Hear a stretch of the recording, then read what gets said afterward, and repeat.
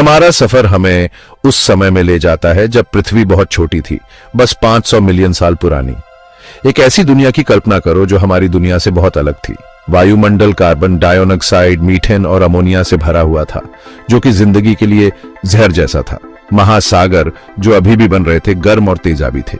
जमीन बंजर और ज्वालामुखियों से भरी थी, लगातार विस्फोट और अंतरिक्ष से बमबारी से बदल रही थी। ये कोई बगीचा नहीं था, ये एक कठोर निर्दयी वातावरण था जिसकी लगातार ब्रह्मांडीय और भूवैज्ञानिक शक्तियों द्वारा परीक्षा हो रही थी। फिर भी इस प्रतीत होने वाले दुर्गम पालने के भीतर जीवन का उदय हुआ। यह जीवन के अविश्वसनीय धैर्य और अनुकूलन क्षमता का प्रमाण था। इस प्रारंभिक पृथ्वी, जिसे अक्सर ग्रीक पौराणिक कथाओं के अंडरवर्ल्ड के नाम पर हेडियन युग कहा जाता है, जीवन के लिए एक क्रूसिबल था। ये पहले जीवन रूपों के उभरने और विकसित होने के लिए अपार चुन्याओं और उल्लेखनीय अवसरों दोनों का समय था। इन आदिम समुद्रों की गहराई से जीवन ने अपनी लंबी और असाधारण यात्रा शुरू की। पृथ्वी पर जीवन के पहले अग्रदूत जटिल प्राणी नहीं थे। वे एकल कोशिका वाले जीव थे जो आज हमारे आसपास देखे जाने वाले पौधों और जानवरों की तुलना में बहुत सरल थे। ये बैक्टीरिया और आर्किया थे, सूक्ष्म जीवन रूप जो प्रारंभिक पृथ्वी की चरम स्थितियों में पनपे। बैक्टीरिया पृथ्वी के सबसे प्राचीन निवासियों में से कुछ ऊर्जा उत्पादन के मास्टर थे। उन्होंने रासायनिक प्रतिक्रियाओं से ऊर्जा प्राप्त करने के इंजीनियस तरीके विकसित किए, जिससे और अधिक जटिल जीवन का मार्ग प्रशस्त हुआ। दूसरी ओर आर्किया एक्सट्रीमोफाइलस थे। ऐसे वातावरण में पनपते थे जो अधिकांश अन्य जीवन रूपों के लिए घातक होते थे। वे भीषण गर्मी, भारी दबाव और यहां तक कि सबसे जहरीले रसायनों का भी सामना कर सकते थे। ये प्रारंभिक जीव अविश्वसनीय रूप से अनुकूलनीय और विविध थे। इस विचित्र दुनिया के कई निचेस में जीवित रहने के लिए विकसित हो रहे थे। वे पृथ्वी के जीव मंडल के शिल्पकार थे, धीरे धीरे अपनी चयापचय प्रक्रियाओं के माध्यम से ग्रह को बदल रहे थे। उनका अस्तित्व यहां तक कि सबसे चुनौतीपूर्ण वातावरण में भी प्राकृतिक चयन की शक्ति का प्रमाण था। इन सूक्ष्म अग्रदूतों ने अपने तप और लचीलेपन के माध्यम से आने वाले सभी जीवन की नींव रखी। प्रारंभिक पृथ्वी तीव्र भूवैज्ञानिक गतिविधि का स्थान थी।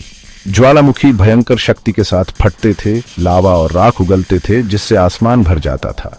पिघली हुई चट्टान पूरे परिदृश्य में बहती थी, महाद्वीपों को फिर से आकार देती थी और महासागरों के रसायन विज्ञान को बदल देती थी। इस अराजकता में क्षुद्र ग्रहों और धूमकेतुओं के लगातार प्रभाव जुड़ गए। सौर मंडल के निर्माण से बचे ये खगोलीय वॉन्डरर्स विनाशकारी बल के साथ पृथ्वी से टकराए। इंपैक्ट्स ने चट्टान को वाष्पीकृत कर दिया, जिससे गैस के सुपरहीटेड ढेर बन गए जो वायुमंडल में ऊंचे उठे। इन इंपैक्ट्स के मलबे ने आसमान को काला कर दिया, संभावित रूप से आने वाले वर्षों के लिए जलवायु को प्रभावित किया। हालांकि ये घटनाएं विनाशकारी थीं, लेकिन उन्होंने पृथ्वी के प्रारंभिक वातावरण को आकार देने में भी महत्वपूर्ण भूमिका निभाई। ज्वालामुखी विस्फोटों ने गैसें छोड़ी जो वायुमंडल बनाने में मदद करती थीं, जबकि उल्का पिंड युवा ग्रह पर पानी और कार्बनिक अणु जीवन के निर्माण खंड पहुंचाते थे। इस प्रकार जिन शक्तियों ने जीवन को खतरे में डाला, उन्होंने उसके उद्भव और विकास में भी योगदान दिया। यह विनाश और सृजन के बीच एक नाजुक संतुलन था, अराजकता और व्यवस्था का एक नृत्य। विडंबना यह है कि जबकि प्रारंभिक पृथ्वी ज्वालामुखी गतिविधि और उल्कापिंड इंपैक्ट्स का कड़ाही थी, सूर्य आज की तुलना में काफी मंद था। यह घटना, जिसे बेहोश युवा सूर्य विरोधाभास के रूप में जाना जाता है, जीवन के उद्भव के लिए एक महत्वपूर्ण चुनौती थी। मंद सूर्य के साथ पृथ्वी एक जमी हुई बंजर भूमि होनी चाहिए थी। इसके महासागर बर्फ में बंद थे। फिर भी भूवैज्ञानिक साक्ष्य बताते हैं कि इस प्रारंभिक काल के दौरान भी पृथ्वी की सतह पर तरल पानी मौजूद था। प्रारंभिक पृथ्वी पर अपेक्षित और देखी गई स्थितियों के बीच यह विसंगति दशकों से वैज्ञानिकों को परेशान कर रही है। इस विरोधाभास का समाधान प्रारंभिक वायुमंडल की संरचना में निहित हो सकता है। कार्बन डाइऑक्साइड और मीथेन जैसी ग्रीनहाउस गैसों की उच्च सांद्रता मंद सूर्य के बावजूद पृथ्वी की सतह को गर्म रखने के लिए पर्याप्त गर्मी को रोक सकती थी। यह मोटा इंसुलेट कंबल तरल पानी के अस्तित्व और जीवन को पकड़ने के लिए आवश्यक परिस्थितियां प्रदान कर सकता है। बेहोश युवा सूर्य विरोधाभास उन कारकों की जटिल परस्पर क्रिया को उजागर करता है जिन्होंने प्रारंभिक पृथ्वी की आदत को प्रभावित किया। यह जीवन की उल्लेखनीय क्षमता को रेखांकित करता है, यहां तक कि सबसे असंभावित वातावरण में भी पैर जमाने के लिए। भाग 5, पृथ्वी से परे जीवन, मंगल और वीनस। जैसे ही हम अपने ग्रह के इतिहास की गहराई में उतरते हैं, हम मदद नहीं कर सकते लेकिन आश्चर्य करते हैं। क्या पृथ्वी हमारे सौर मंडल में जीवन का एकमात्र पालना था? क्या अन्य ग्रहों पर जीवन का उदय हो सकता था? शायद ब्रह्मांडीय दुर्भाग्य के आगे घुटने टेकने से पहले कुछ समय के लिए संपन्न भी हो रहा था। मंगल हमारा जंगरंग का पड़ोसी कभी नदियों और महासागरों के साथ बहता था। इसमें एक मोटा वायुमंडल और संभावित रूप से अधिक मेहमाननवाज जलवायु थी। क्या मंगल ग्रह पर जीवन एक पैर जमा सकता था? केवल ग्रह के पतले वातावरण और उसके चुंबकीय क्षेत्र के नुकसान से बुझने के लिए। शुक्र एक घने जहरीले वातावरण में डूबा हुआ है और एक अनियंत्रित ग्रीन हाउस प्रभाव से पका हुआ है। जीवन के लिए एक असंभाव्य उम्मीदवार लगता है। फिर भी कुछ वैज्ञानिकों का मानना है कि शुक्र ने कभी महासागरों और अधिक समशीतोष्ण जलवायु को आश्रय दिया होगा। क्या शुक्र पर जीवन मौजूद हो सकता था? केवल तभी बुझने के लिए जब ग्रह उस नरक में बदल गया जिसे हम आज देखते हैं। हालांकि हमें अपने सौर मंडल के अन्य ग्रहों पर पिछले जीवन का निश्चित प्रमाण मिलना बाकी है। संभावना एक दिलचस्प बनी हुई है। अलौकिक जीवन की खोज, यहां तक कि अपने सबसे आदिम रूपों में, ब्रह्मांड की हमारी खोज को आगे बढ़ाती रहती है। भाग 6, जीवन की विजय, अनुकूलन और उत्तरजीविता। पृथ्वी पर प्रारंभिक जीवन की कहानी अनुकूलन और अस्तित्व की शक्ति का प्रमाण है। प्रतीत होने वाली दुर्गम चुनौतियों का सामना करने वाले इन शुरुआती जीवों ने अपने चरम वातावरण में पनपने के तरीके खोजे। वे जहरीले वातावरण, तीव्र गर्मी और अंतरिक्ष से लगातार बमबारी के अनुकूल हो गए। उन्होंने अपने परिवेश से ऊर्जा निकालने के लिए अद्वितीय चयापचय पथ विकसित किए, जिससे अधिक जटिल जीवन रूपों के विकास का मार्ग प्रशस्त हुआ। उनका लचीलापन न केवल जीवित रहने की बल्कि ऐसी कठोर परिस्थितियों में फलने फूलने की उनकी क्षमता स्वयं जीवन की अविश्वसनीय शक्ति का प्रमाण है। यह एक ऐसी कहानी है जो विस्मय और आश्चर्य को प्रेरित करती रहती है, हमें ब्रह्मांड के विशाल टेपेस्ट्री के भीतर मौजूद असीम संभावनाओं की याद दिलाती है। भाग 7, हमारी उत्पत्ति की खोज।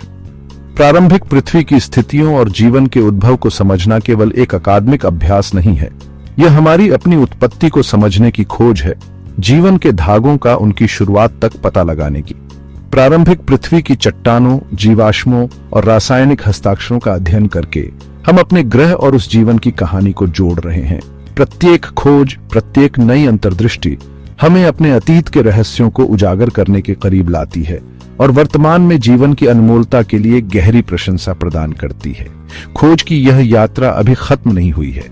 हमारी उत्पत्ति के बारे में अनगिनत प्रश्न अनुत्तरित रहते हैं। हमें आगे की खोज करने के लिए पृथ्वी के इतिहास में गहराई से उतरने के लिए कहते हैं। भाग 8, जीवन की नाजुकता और लचीलापन। पृथ्वी पर प्रारंभिक जीवन की कहानी जीवन की नाजुकता और लचीलेपन की एक सख्त याद दिलाती है। हमारे ग्रह पर जीवन को जन्म देने वाली शक्तियां, ज्वालामुखी विस्फोट, उल्कापिंड इंपैक्ट्स और चरम पर्यावरणीय परिस्थितियां इसे आसानी से बुझा सकती थीं। फिर भी जीवन बना रहा, अनुकूलित हुआ और अंततः फला फूला। नाजुकता और लचीलेपन के बीच यह नाजुक संतुलन एक ऐसा विषय है जो पृथ्वी पर जीवन के इतिहास में गूंजता है, जीवित जीवों की प्रतिकूल परिस्थितियों को दूर करने और निरंतर परिवर्तन के सामने अपने लिए एक जगह बनाने की उल्लेखनीय क्षमता का प्रमाण है। जैसे ही हम भविष्य की ओर देखते हैं, हमें अतीत के सबक याद रखने चाहिए। प्रारंभिक जीवन के सामने आने वाली चुनौतियां हमें अपने ग्रह की जैव विविधता की रक्षा और संरक्षण की आवश्यकता की याद दिलाती है, क्योंकि यह जीवन के इस समृद्ध टेपेस्ट्री पर है कि हमारा अपना अस्तित्व निर्भर करता है। भाग 9, निष्कर्ष। गहन समय के माध्यम से एक यात्रा। गहन समय के माध्यम से हमारी यात्रा हमें पृथ्वी पर जीवन की शुरुआत में वापस ले गई है। हमने अपनी दुनिया से बहुत अलग दुनिया देखी है, तीव्र गर्मी, जहरीले आसमान और निरंतर उथल पुथल की दुनिया। फिर भी इस आदिम सूप से जीवन का उदय हुआ।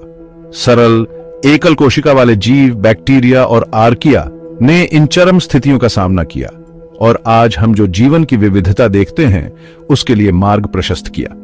उनकी कहानी लचीलेपन, अनुकूलन और जीवन की उल्लेखनीय शक्ति की है, यहां तक कि सबसे चुनौतीपूर्ण वातावरण में भी रास्ता खोजने के लिए। जैसे जैसे हम अपने ग्रह और उससे आगे की खोज जारी रखते हैं, हम इन शुरुआती अग्रदूतों से सीखे गए सबक अपने साथ रखते हैं।